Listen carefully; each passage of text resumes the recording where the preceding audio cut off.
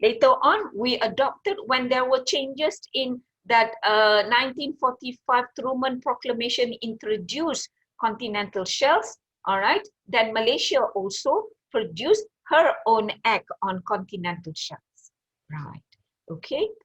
And when there was a discussion in United Nations on EEZ, Malaysia also have an act which has already been depleted, all right, repealed, all right, that is EEZ and continental shelf, one line. That is before the EEZ Act today that we have. Long ago, we have that. So the position of Malaysia is before is trying to, all right, have the same standard with the rest of the world. But because long ago, continental shelf was not included in the 1958, so therefore, all right, okay, it was signed on a separate legislation. Okay. Then, when the UNCLOS 1982 was open for signature, all right, Malaysia had been given a draft to study it a year before. They have looked into it. All the clever jurists in Malaysia sit down, evaluate it, all right, and then they agree to sign it in total. But, right, when Malaysia signed it, now here comes the new ruling in 1982. When you sign a treaty, a state cannot pick and choose the section. You have to accept all of the section. So Malaysia take pain in studying it. All right, centers, institute like ISIS, all right, and several other institute long ago really sit down and evaluate it. At the time, they read everything, 320 sections, right? They agreed that it will be benefit, especially to country like Malaysia. So in 1982, in 1979, Malaysia adopted it, all right, but they haven't given their signature yet. So what Malaysia did was study it and then submit a reservation, all right. In 1979, Malaysia submit the reservation. The reservation was on a proposal. It was later objected by America, but accepted later by United Nations, the reservation, okay? And so when Malaysia signed it in 1982, signed, the reservation was handed over, and then when the treaty come into enforce in 1996, all right, Malaysia have already secured Malaysia reservation over certain position, three of the most important in from the Law of the Sea Convention. All right, you have a question, I suppose. Right. Okay, let me hear your question. Anyone? Prof, sorry. Did other countries submitted their reservation as well? I mean, besides Malaysia? Ada a few other countries, tapi the most prominent was Malaysia because it affected the rest of the world, right? Malaysia reservation on 1982 UNCLOS. It made history, you know, right? Okay. So what are the Right, thank you. what are the reservation? Okay, reservation number one. All right, Malaysia wanted to, after Malaysia have read this UNCLOS 1982 as it was submitted. All right, okay. Normally they do that before they have a full day of signing. They will then give it for a few years for you to study it. So Malaysia studied, right? There is this provision with regards to Selat Melaka. All right, in the original 1982, before we submitted our reservation, okay, ni reservation number satu, Malaysia wanted, all right, the status of Selat Melaka, which was mentioned in that UNCLOS, all right, to be, they called it international straits, status of international straits. But Malaysia made a proposal, all right, together with Indonesia and Singapore, all right, they wanted the title of Selat Melaka, the status of Selat Melaka to be, all right, state used for international navigation. There are differences between. This is ocean governance. This is knowing the interest of your party, the interest of your states. all right, and protect it, right? This is the beauty of learning international law, that you know, if before you sign a treaty, before the treaty enter into force, all right, the most effective reservation should come in. Sometimes you don't need a reservation, but because it affected your country, all right, in such a way that it changed your history, so you submit a reservation. Now that is the position that Malaysia, Singapore, and Indonesia has submitted to United Nations, all right, documentation body, to accept their reservation number one. So number one reservation is, okay, to change apa? Reservation number one is to change the status of Selat Malacca, Straits of Malacca, from international straits into strait used for international navigation, SUFIN, from international strait. So what's the difference? How does it affect Malaysia, Singapore, and Indonesia? All right. So you have to look into the importance of Straits Malacca. Straits Malacca is so important to this three countries because it becomes part of their territorial water, right? Straits Malacca is only 24 nautical miles, but it is important to connect the hemisphere west to the hemisphere east.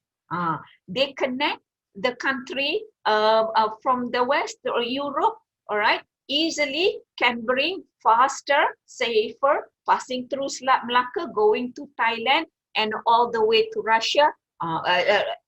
Then and until now, ship doesn't go around like that, all right? Dia patah balik, all right? Because the part from Russia towards Canada is a dangerous navigation.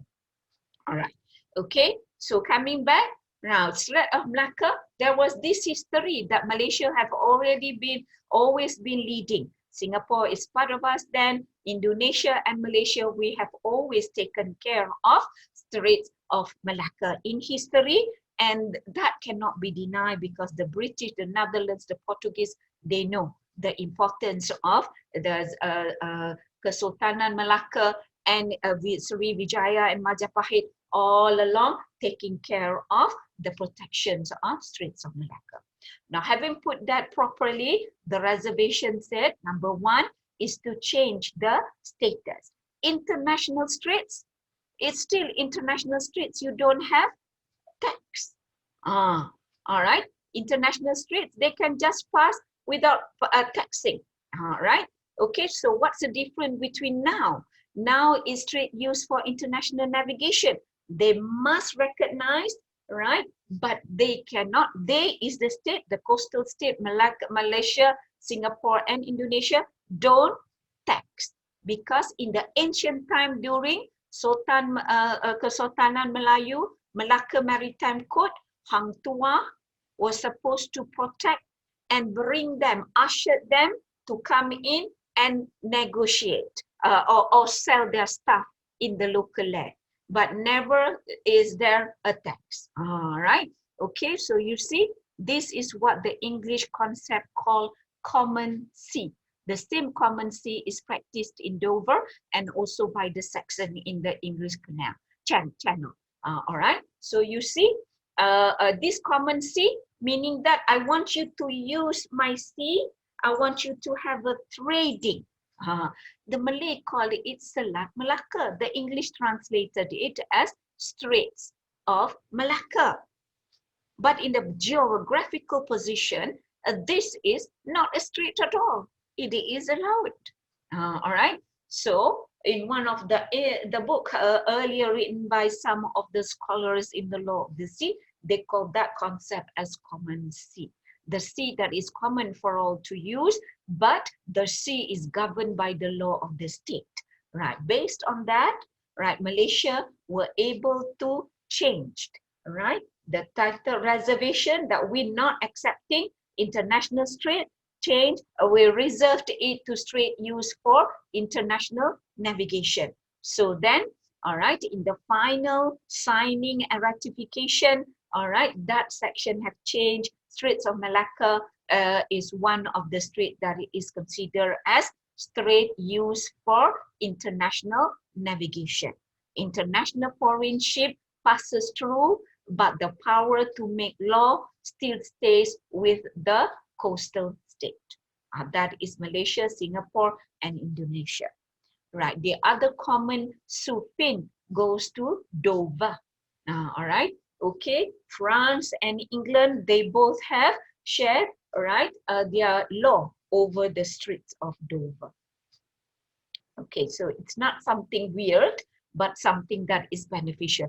Any other strait supin, SUFIN, strait used for international navigation, there are 5 of that kind of straits in the world. All right, there are books written about strait used for international navigation alone. All right, we'll come to that when we come to the part on strait used for international navigation. Yeah, all right. So you see, that is very prominent of Malaysia to have it as part of their governance over the sea. Right. Indonesia, Singapore, and Malaysia. Don't forget, they do have this, all right, reservation together on the number 1. On number 2, right, reservation number 2, all right, which shows again that Malaysia understood the law of the sea and understood how to govern it, even though they are still party to UNCLOS 1982. This reservation number 2, all right, reservation number 2 goes to the reservation number 2. Number 1 is strait used for international navigation. All right. Number 2 is on the right to navigate. All right. Malaysia made a proposal that if one country is separated by another land or territory that belongs to another country, is one country is separated by all right, they separate, okay, by a territory of another. So Malaysia requested that this country navigation either water or by air or by submarine is allowed without having to pass through, having to ask for permission on their frequent flight, either in the sky or on water or in the submarine. All right, Malaysia asked for that. Singapore follow, Indonesia allowed. All right, they made the second reservation to ask for straight flight when the state is separated by another territory. Okay, we were talking about, all right, Malaysia Barat and Malaysia Timur. We're talking about Peninsula of Malaysia and Borneo, Sabah and Sarawak in the Borneo Island. It's separated by island of Natuna that belongs to Indonesia. So Malaysia said any flight from Malaysia Barat, from Peninsula of Malaysia, crossing the ocean to the, all right, Sabah and Sarawak will be passing Natuna, but if this reservation, because it is agreed by Indonesia, then Malaysia doesn't have to ask permission every time they fly. These 3 matters. All right. Okay, that is a reservation. Singapore follow, all right, agree with Malaysia that if Malaysia wanted to go through Sabah and Sarawak passing Singapore, all right, they don't have to ask permission. Okay, right? If Sarawak coming back to the Peninsula of Malaysia, passing through Natuna Island, they don't have to ask for frequent permission. All right, permission is already granted. And in the world, we are the only country separated by another territory. Right? Okay, on the top, we are separated in the South China Sea. We are separated because we have to fly over Natuna Island. In the Straits of Malacca, Tanah Melayu, Semenanjung Peninsula Malaysia, Sabah, Sarawak is separated by Singapore territory. Right? Okay, so that is second. Right? Okay, the third is, right, with regards to the rights of the states to have administer, all right, to administer its enforcement jurisdiction, all right, to administer its jurisdiction following all the legislation that they have adopted. That goes to the wing to the jurisdictional water of Malaysia, all right, which is very big, bigger than Malaysia itself. Malaysia is 173,000 kilometers, but our wing of the jurisdiction is actually 320 nautical miles. Right? Okay, we don't follow because we follow the permission given by the legislation that we have adopted from the British. Each area that is plugged by the that is determined by the coordinates is actually based on legislation. So all these three reservations were accepted. It becomes how Malaysia govern, all right, Malaysian Sea. All right, but when we talk about Malaysia govern its sea, it looks very small because Malaysia got only, all right, part of the Bengala, all right, and then Straits of Malacca, down part of Singapore Straits of Tebrau, Straits of Singapore, and the other side is South China Sea. All right, but knowing the interest of the country, that's how you prepare for your ocean policy or ocean governance. All right, if you need be, you change and reserve a reservation, then you should, then you did. So Malaysia is the best example how you would want to govern. All right, okay.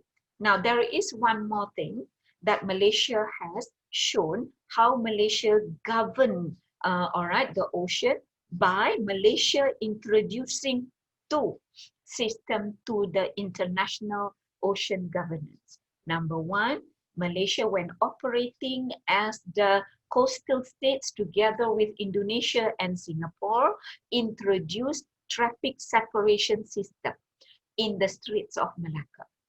All right. Then and today we know every day, all right, the container passing through or ship passing through Straits Malacca, all right, amount to 3,000 per day. Right, 3,000 per day. So if you sit there, you're gonna have a really rusty eyes looking for the ships coming in and out.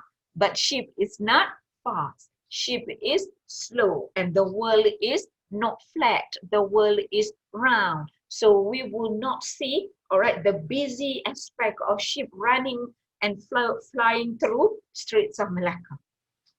That's the beauty. Even when you sit at the port of Klang, I've done that before, all right, sitting for 2 hours to see a ship coming in. Oh God, I can sleep under the roof tree, all right, while waiting for the ship to pass through. That how long it takes.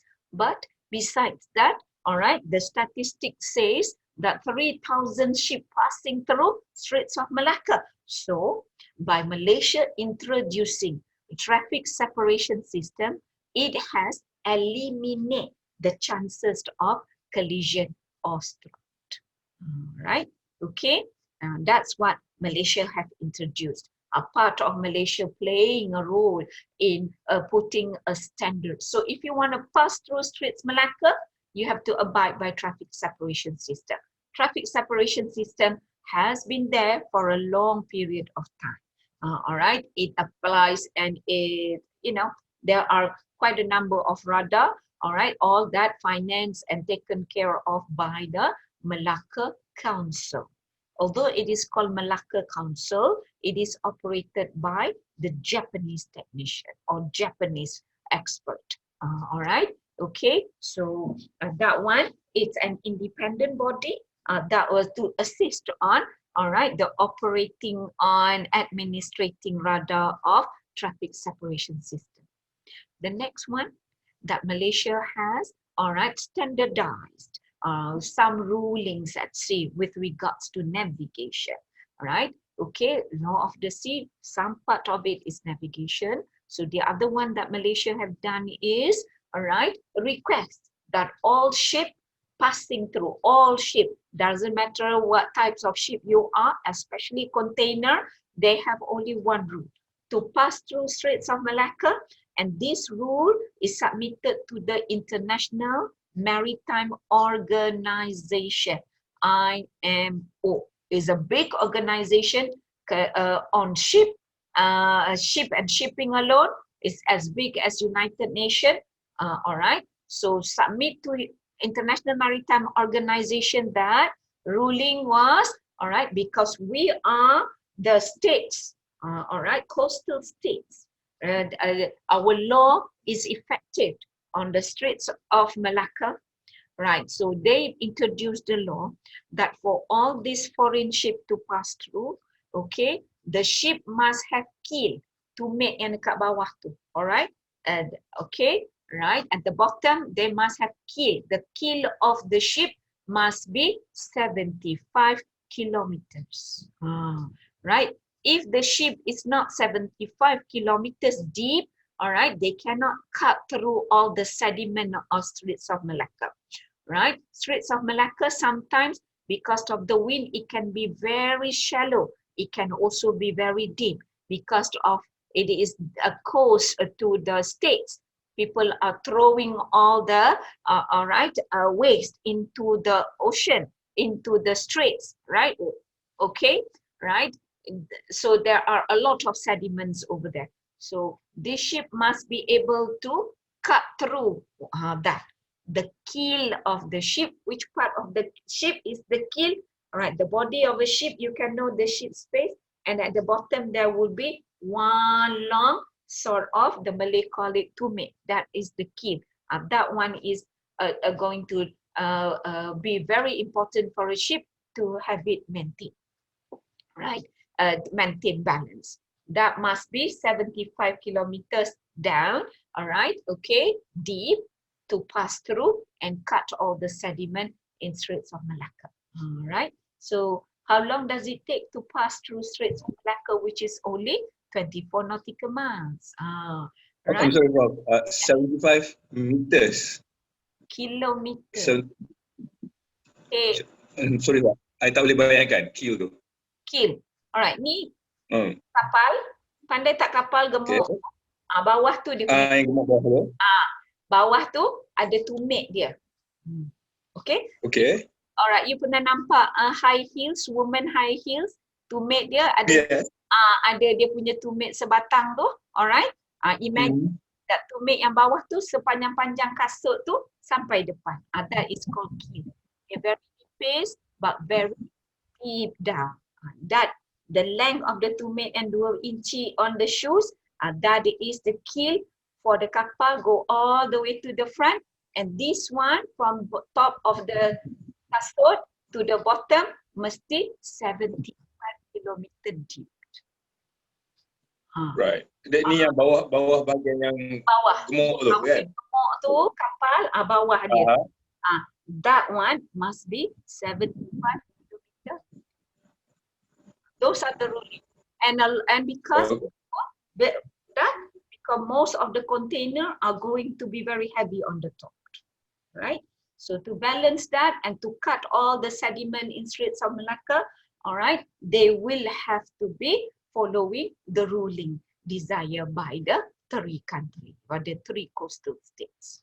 So those are the 3 famous, all right, reservation of Malaysia, which make history every time when they talk about ocean governance. So the point that Malaysia made was, although the ocean surrounding Malaysia is limited, but the importance of Malaysia accepting this and making these 3 rulings, it must be standardized by the user of the ocean around Malaysia. Right? So you have to take charge of the ocean, either it is ocean policy, all right, or to standardize the ocean governance. Right. That's the point we're making from this point. Any question? Okay. So that is the first part. All right. Okay. Now the second part. The second part of is talking about UNCLOS 1982. I'm now looking into the diagram of number 3 there. Right. Okay. At PowerPoint number 3, you see this diagram. Okay. The diagram will tell you Sometimes I feel guilty that the diagram is too small. Maybe I can help you. All right, have the diagram, take out the diagram, copy it. All right, have a new slide coming in. So when we talk about this, this is the diagram that is built from UNCLOS 1982. All right, you have the territorial sea, you have exclusive economic zone. All right, you have the high sea. All right, okay, but most important is look at below. This is the continental shelves that you want, and then look at below further. All right, this area called the area, the seabed area. Okay, this is the area. All right, so let's go back into the legal regime of UNCLOS. UNCLOS said, right, first you have to draw the baseline, and then after the baseline, you will have a territorial sea. Sorry, I don't have a better diagram. All right, in my other documents, maybe. I have the better diagram. Nanti we'll look into in a minute. All right, territorial sea, first the baseline, and then you will have a territorial sea, right? After the territorial sea, then you have the exclusive economic zone. But because of the ancient and historical rights that was accepted as a customary law, all countries will have contiguous zone, right? Okay, from the baseline, it is 0 nautical miles, right? Then you have territorial sea, 0 until 12 nautical miles. You see that word 12 over there.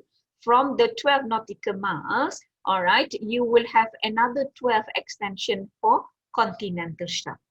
All right, that is, contiguous zone. That is the safety zone or hovering zone, right? My cursor is on the top here. All right, okay. Now coming down, you have 200 nautical miles of exclusive economic zone. This is a new name for UNCLOS 1982. Previously, this area is known as conservation of fish, right? Conservation of fish. But this exclusive economic zone is measured from the same baseline 0. All right, okay, bear with me for a while. Okay, baseline 0, then you have territorial sea, and then you have contiguous zone, and then you have exclusive economic zone, and then wherever after the 200 nautical miles, you have the high sea, where in the high sea, freedom of navigation. Okay, right. Now going down on the bottom, right, okay, from the baseline going down, baseline, I'm sorry again, baseline has disappeared. From the baseline going down 0 to continental shelves, 320 nautical miles, right? 320 nautical miles without any cuts, without any separate. So if your benua semenanjung Malaysia, pelantar benua kat mana? Continental shelf dekat bawah, right? If your island is this big, the pelantar benua will be surrounding it down there, all right? Okay, but if you have, this is Malaysia Peninsula, the other side is Sabah and Sarawak in the Borneo Island, right? In the middle there are sea, so that is what I mean by the separate continental shelf. You can't measure it straight. Although you can fly straight because of the reservation, but you can't measure it straight. So Malaysia will have at one hand, okay, based on all the law from the British and our understanding of UNCLOS, we have over here 180 nautical miles surrounding our all right, exclusive economic zone, and the other side we have Borneo. All right, Borneo, Sabah, and Sarawak. Okay, protruding. Okay, I don't have that one over here. Ah, there you go.